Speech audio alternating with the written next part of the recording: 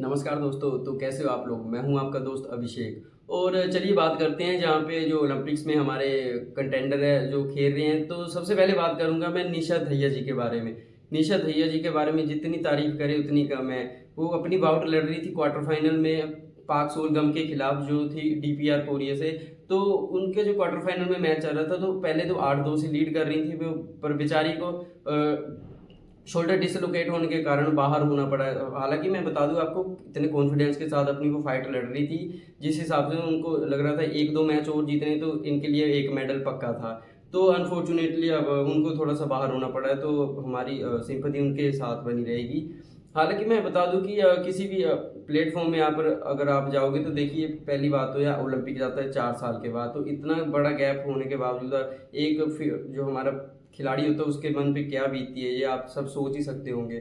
और दूसरी तरफ मैं बात करूंगा जो हमारी पीवी सिंधु जी है, उन्होंने भी प्रेज किया है कैरोलिना मरीन, क्योंकि कैरोलिना मरीन को भी थोड़ा सा जो हैमस्ट्रिंग खींचने के कारण उनको भी पुल आउट करना पड़ा गेम। और जो मैं आपको बता दूं कि एक सबसे बढ़िया बात रही है जो चाइना के खिलाड़ी के खिलाफ उनको जो चोट आई थी, तो उन्होंने जो जब अपना सिल्वर मेडल जीता तो उनका एक स्पेन का बैच साथ में रखा, जो कि स्पोर्ट्समैनशिप दर्शाता है कि कितनी बढ़िया है और कितना मतलब कि इस खेलों का महत्वपूर्ण है।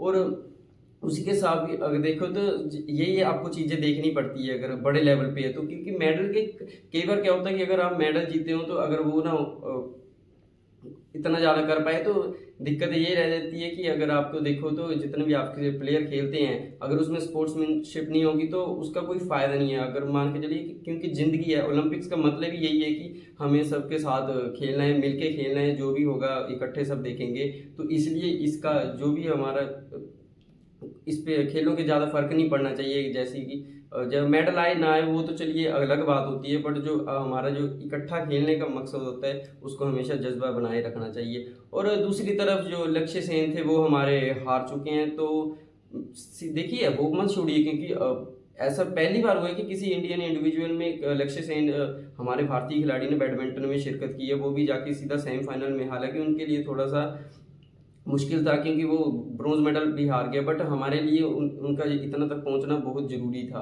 और हैट्स ऑफ टू लक्ष्य सेन, हमारा पूरा इंडिया प्राउड है आप पे ऊपर।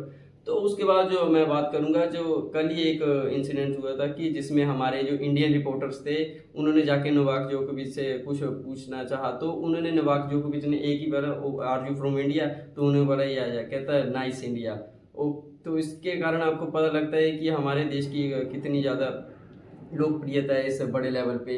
और एक दूसरी ओर से खबर ये आ रही थी कि जो हमारे नाउ लियल्स थे, जो हमारे यूएसए के खिलाड़ी, उन्होंने फर्स्ट एवर अपना गोल्ड मेडल जीता है 100 मीटर स्प्रिंट में। क्योंकि अगर देखिए तो जो हमारे पिछले 4-5 जो ओलंपिक्स थे उनमें से सबसे ज़्यादा जो उसेन बोल्ट उन्हीं का दबदबा रहा है। ताकि हाँ, जोहान ब्लेक भी थे उनके आप देखो तो ओपोनेंट, तो बट जो उसेन बोल्ट थे उनके जैसा अभी तक कोई नहीं बन पाया था। तो उसी हिसाब से आज अगर देखोगे तो शाम को हमारा मैच है आदित्य अशोक जी का। तो कम से कम मेरे ख्याल से दोपहर को स्टार्ट हो जाएगा वो 12:30 से। तो उनके साथ दीक्षा डागर भी दिखेंगी। पिछली बार वो चौथे स्थान पे रह गई थी, इस बार उम्मीद करते हैं कि वो बढ़िया रैंक के साथ ऊपर जाके हमारे लिए कोई मेडल लेके आएंगी। और खेलों की जगह से एक और ओलंपिक से खबर आ रही है कि जो मोंडो डुप्लेंट्स थे उन्होंने वर्ल्ड रिकॉर्ड बनाया पोल वोल्ट में, जो कि स्वीडन के खिलाड़ी है। तो अगर देखिए तो अभी 3-4 दिन बाकी है तो हमारे नीरज चोपड़ा जी भी दिखने वाले हैं किशोर जैना जी के साथ। तो अगर देखिए तो अभी हमारे लिए 3-4 मेडल और आने की संभावना है। तो होप्स मत छोड़िए और हमारे जितने भी प्लेयर्स हैं उनको साथ देते रहिए। और हाँ, जाते जाते मेरे यूट्यूब चैनल को जरूर सब्सक्राइब कर दीजिए।